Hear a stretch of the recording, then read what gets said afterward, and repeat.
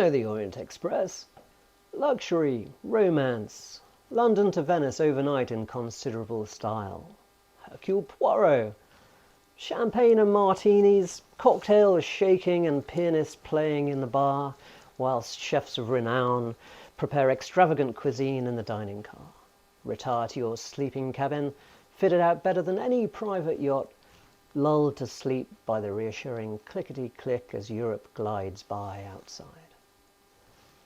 As you well know, the Orient Express was created by Belgian banker's son, Georges Nagelmakers, to be a luxury service travelling the length of continental Europe, with termini in Paris and Istanbul. The inaugural train pulled out of Gare de l'Est at 1830 on Tuesday, October the 10th in 1882, and so the Compagnie Internationale des Wagons-Lits was born. During its life, the Orient Express has been called by several different names, followed various routes, and the rolling stock of carriages have changed many times. There have been branch lines to London, Brussels, and Athens. And following the opening of the Simplon Tunnel in 1919, connecting Switzerland and Italy through the Alps, the Simplon Orient Express could also call at Venice. Now enter the modern era, when in 1982, James Sherwood, an American-born, British-based shipping magnate, expanded into trains and revived the Venice Simplon Orient Express, using restored and renovated 1920s, 1930s rolling stock, running between London and Venice, the one you know today. James had some hotels too, branded Orient Express, the name licensed from SNCF, French Trains, until 2014, when the brand license ended. Now, James' business was also coming to the end of the line, and so instead of relicensing, he simply renamed everything Belmont. Along came that awfully clever Frenchman, Bernard Arnault. You know, the one who owns majority shareholding in LVMH and is occasionally the wealthiest man on the planet, and bought Belmont to sit amongst his other luxury lifestyle brands. Well, that all makes sense.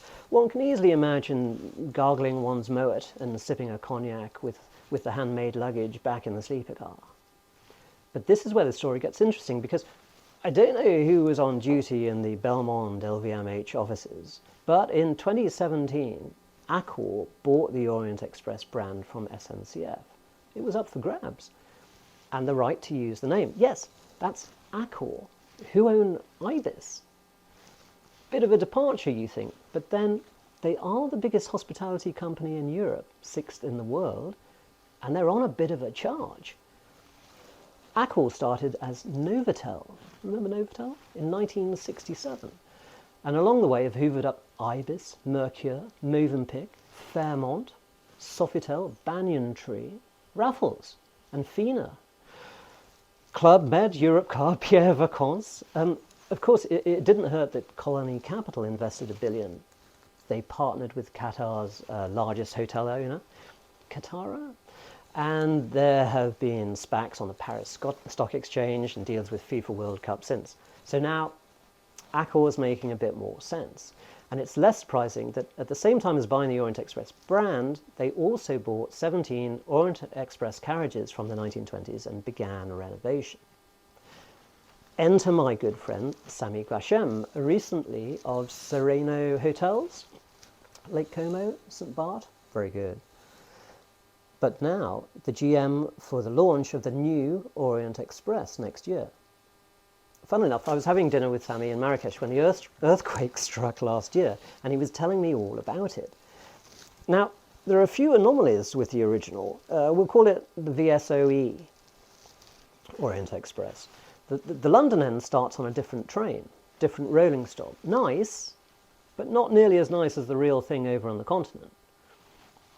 Then there's a coach transfer to the ferry for France, and then something similar to the proper train which takes you overnight to Venice. But now I'm not saying it's bad or detracts from the sense of occasion, because it doesn't. But it's just not seamless. And then there's the other thing about the loos. You have a wash basin in your cabin, but share a loo at the end of the carriage. Old school. Now, the new train this year from Accor is newly built, not restored, and is super stylish, with all of the elegance of the old wagon-lit, but brought up to date, drawing on the glamour and joie de vivre of the 1960s. Sleeping cabins have bathrooms en suite, and bar and dining cars are as exuberant as ever. Accor calling this train the Dolce Vita, and it will maraud up and down Italy on some really rather nice itineraries linking Venice, Rome, Portofino, Siena and Sicily. The train crosses between Sicily and the mainland on a boat train, decouples and... Yeah. Meanwhile, Accor are refurbishing their 1920s rolling stock too, ready for their launch of the Two Orient Express in mid-2026, following the original Paris-Istanbul route. We think they may be putting loos in the cabins there too.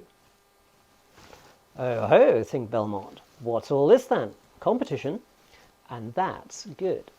Their product hasn't changed much in 30 years, and in fact has shrunk in some ways, but this year they've introduced a brand new carriage, the Observatory Suite, which is a one-suite, entirely private carriage coupled to the VSOE train.